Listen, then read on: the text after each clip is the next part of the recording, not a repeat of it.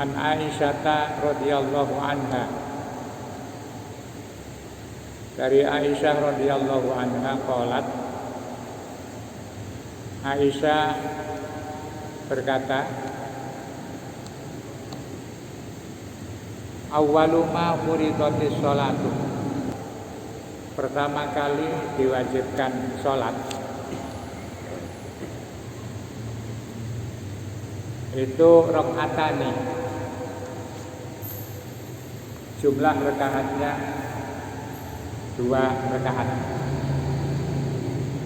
Di sebelum ada sholat 4 rakaat, 3 rakaat, itu pertama kali kewajiban sholat itu hanya 2 rakaat. Jadi tahap awal mungkin Allah mau mengenalkan kewajiban sholat itu tidak usah banyak-banyak, tapi hanya 2 rakaat. Karena itu fa'uqirat sholatus safari, maka ketika seseorang sedang melakukan perjalanan atau bepergian, uqirat, sholat yang 2 rakaat itu ditetapkan sebagai dasar. Wa utimmat sholatul hadori, kemudian disempurnakan sholatul hadori, sholatnya orang yang berada di rumah. Hador itu tidak kemana-mana, hadir, berada di rumah. Muttafaqun alaihi, ini hadis muttafaq alaih, sahih. Jadi asal usulnya sholat safar 2 rakaat itu, ada ulama yang mengatakan itu bukan sholat qasar, sholat kembali kepada aslinya. Karena aslinya sholat itu 2 rakaat. Dari hadis ini bisa dipahami atau diambil kesimpulan bahwa orang yang sedang bepergian itu ketika datang kewajiban sholat 4 rakaat bisa dikembalikan kepada aslinya menjadi 2 rakaat.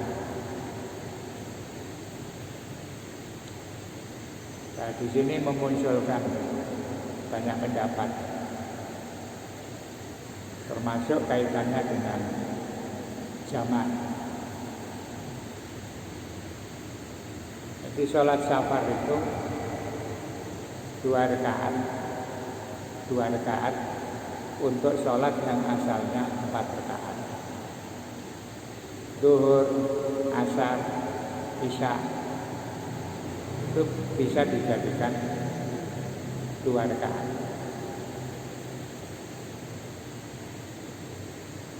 Kemudian walil Bukhari, menurut Imam Bukhari, dari hadis tadi itu ada tambahan summa hajaro, maka kemudian ketika Rasulullah hijrah ke Madinah, fafuridat arba'an, maka diwajibkan sholat itu menjadi 4 rakaat. Wa uqirat sholatus safar, dan sholat safar ditetapkan tetap 2 rakaat. Alal awali, seperti pada pertama kali sholat itu diwajibkan. Jadi Rasulullah itu ketika di Mekah sebelum hijrah ke Madinah itu sholatnya 2 rakaat.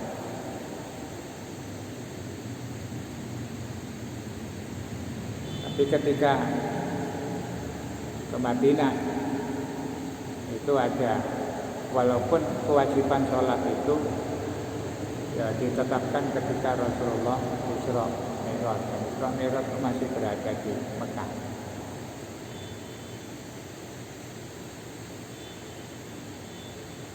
Zadal Ahmad, Imam Ahmad menambahkan illal maghriba, kecuali sholat maghrib. Sholat maghrib tidak bisa diperpendek menjadi 2, fa innaha witrun nahar, karena sholat maghrib itu witirnya sholat siang. Alasannya apa? Kalau maghrib itu dianggap sholat witir dan witir itu ganjil, andaikan diperpendek menjadi 2, maka sifat ganjilnya itu menjadi hilang. Di witir kok 2.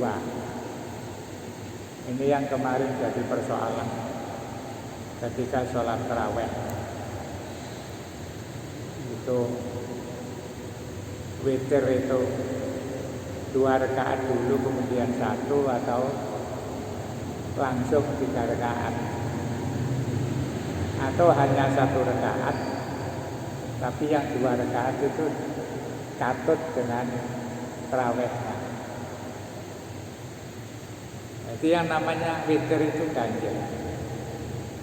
Kalau bepergian kemudian sholat maghrib itu diperpendek menjadi 2 rakaat, maka sifat witirnya itu hilang.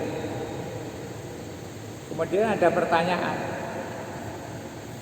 kalau dijadikan 1 saja supaya tetap jadi witir, witirnya sholat nahar, maka dalam sepanjang sejarahnya sholat witir itu tidak ada yang hanya 1 kali. Walaupun witir itu boleh 1 kali, tapi dalam beberapa hadis disebutkan boleh witir 1 kali itu, tapi sebaiknya didahului dengan 2 rakaat genap. Jadi tidak ada orang sholat witir ujug-ujug 1 rakaat saja tanpa pendahuluan sholat syafaq atau sholat genap. Itu dalam sejarah Rasulullah tidak ada. Yang namanya witir itu walaupun paling sedikit 1 kali, tetapi harus didahului dengan sholat 2 rakaat. Sehingga tidak bisa dengan alasan tetap witir tapi jumlahnya 1, itu nabrak aturan bahwa witir itu harus ada pendahuluan. Kalau dikosor menjadi 2, berarti sifat witirnya hilang. Nah, itu alasannya para fuqaha menganalisa kenapa sholat maghrib itu kok tetap dijadikan 3. Umpamanya diparuh 1,5 ya tambah angel ngitungnya.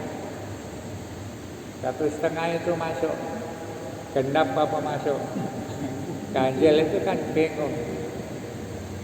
1 ganjil, 2 genap, 1,5 ya nggak masuk mana-mana.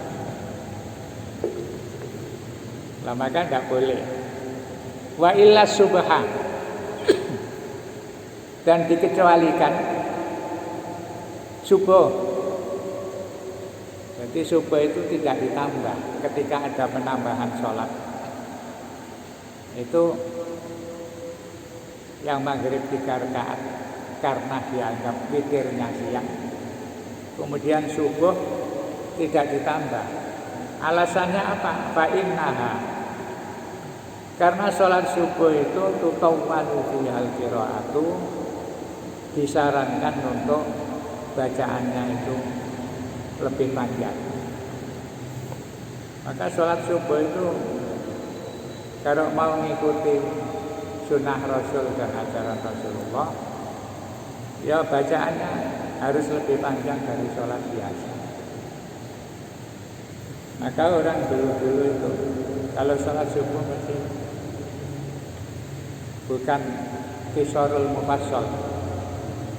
Qisarul mufassal itu surat-surat pisah-pisah yang pendek. Maksudnya mulai wadduha sampai apa itu qul a'udzu birabbin nas. Itu masuk bagian dari Qisarul Mufassal. Ada Tiwalul Mufassal, surat pendek-pendek tapi agak panjang, yaitu mulai dari Amma Yatasa'alun sampai nanti yang terakhir sebelum Wadduha. Jadi orang dulu kalau sholat subuh itu ya kadang-kadang baca surat An-Naba, Amma Yatasa'alun, kadang-kadang membaca apa setelah Amma itu wan nazi'ati gharqa, wan nazi'ati nasqa, as-sabihati sabha. Itu agak panjang. Nah, tapi kalau dari awal tidak dibiasakan, kalau ada imam baca agak panjang ya Rasulullah sama ayat. Jadi memang harus lebih panjang, dan itu lebih nikmat sebenarnya sholat subuh bacaannya agak panjang. Ada dua keuntungan. Pertama, bagi yang agak terlambat datang itu masih bisa nutut untuk berjamaah secara sempurna. Yang kedua, karena waktu subuh itu waktu yang sangat tenang, tidak ada kebisingan, orang masih fresh setelah tidur, maka bacaan agak panjang itu justru menjadi nikmat. Ya harus dilatih. Kalau subuh hanya pendek-pendek, intinya pendek-pendek itu mulai Wadduha ketahuan, itu termasuk Qisarul Mufassal. Nanti kalau sudah biasa terus sholat subuh kok cepat, itu tak enak.